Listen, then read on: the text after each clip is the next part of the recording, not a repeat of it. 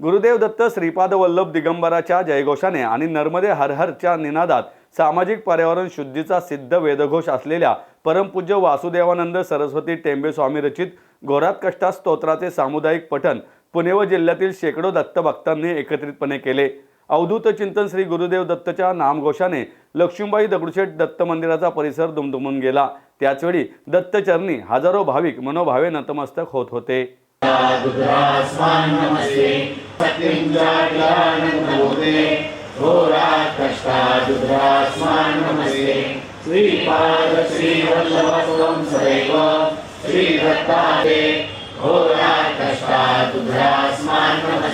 श्रीमती लक्ष्मीबाई दगडूशेठ हलवाई दत्त मंदिर ट्रस्ट आणि अखिल भारतीय त्रिपदी परिवारतर्फे या कार्यक्रमाचे आयोजन बुधवार पेठेतील दत्त मंदिरासमोरील उत्सव मंडपात 128व्या दत्त जयंती उत्सवाचे शुभारंभानिमित्ताने करण्यात आले होते। यावेळी अखिल भारतीय त्रिपदी परिवाराचे प्रमुख चिदानंद अवधूत परमपूज्य बाबा महाराज ताराणेकर, जया ताराणेकर, वासुदेव निवासचे प्रधान विश्वस्त परमपूज्य नारायण शास्त्री, शरद शास्त्री जोशी महाराज, देवीदास जोशी, हरी मुस्तीकर, संत ज्ञानेश्वर महाराज देवस्थान आळंदीचे विश्वस्त डॉक्टर भावार्थ देखणे, शिरीष पाटुकले, शिरीष मोहिते आदी उपस्थित होते। अखिल भारतीय त्रिपदी परिवाराचे प्रमुख परमपूज्य बाबा महाराज ताराणेकर यांच्या 75व्या अमृत महोत्सवानिमित्त विशेष सन्मान करण्यात आला।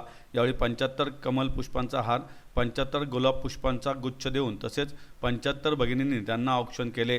त्रिपदी परिवाराची गुरु परंपरा दर्शवणारे गुरु श्री दत्तात्रय परमपूज्य टेंबे स्वामी, श्री नाना महाराज आणि श्री बाबा महाराज यांचे एकत्रित भव्य छायाचित्र देण्यात आले।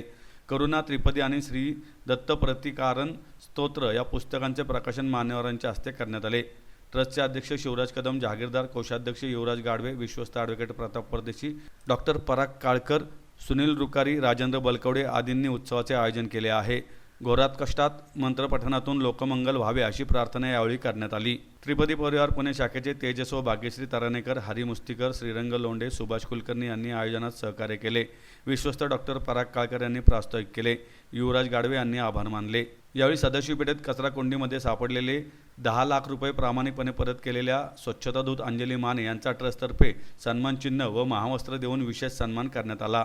आपण जे कार्य करतात त्या आपल्या समग्र कार्यामध्ये आपल्या संस्थेबरोबर, आपल्या मंदिराबरोबर जसे बाबासाहेब ताराणेकर आहेत तसा संपूर्ण त्रिपदी परिवार आपल्याबरोबर आहे। तेव्हापासून साधारणपणे इंदूरला जे घोरात कष्टात स्तोत्राचा पाठ नानावरांच्या संस्थांमध्ये सुरू आहे 100 वर्ष, तो आगळा वेगळा पाठ या ठिकाणी जेव्हा 15 वर्ष सातत्याने असा सामुदायिक पद्धतीने होतो आहे तेव्हा एवढं मी आपल्याला निश्चित सांगू शकतो की माझ्या पाहण्यामध्ये महाराष्ट्रातल्या शहर विभागातल्या कुठल्याही दत्त मंदिर संस्थांमध्ये अशा पद्धतीची परंपरा नाही।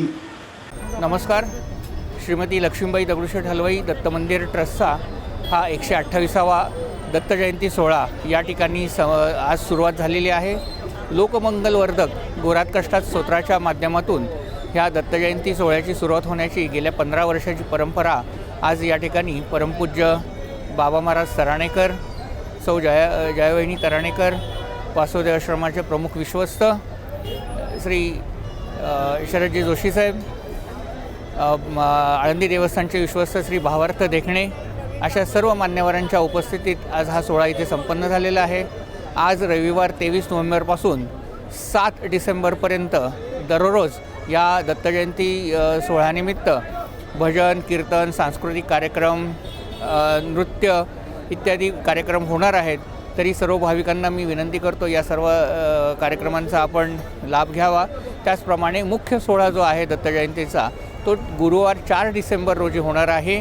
गुरुवारी सकाळी 6 वाजल्यापासून मंदिरात भाविकांना दर्शनासाठी इथे सोय केलेली आहे। सुहस्ते अभिषेकांची सोय केलेली आहे।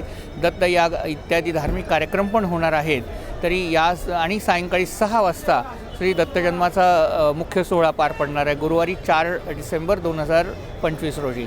तरी सर्व भाविकांना मी विनंती करतो हा आपला सोहळा आहे, आपण सर्वांनी यामध्ये सहभागी होऊन या सोहळ्याची शोभा वाढवावी ही विनंती। धन्यवाद। ॲडव्होकेट शिवराज कदम, जहागीरदार, अध्यक्ष श्रीमती लक्ष्मीबाई दगडूशेठ हलवाई दत्त मंदिर ट्रस्ट पुणे।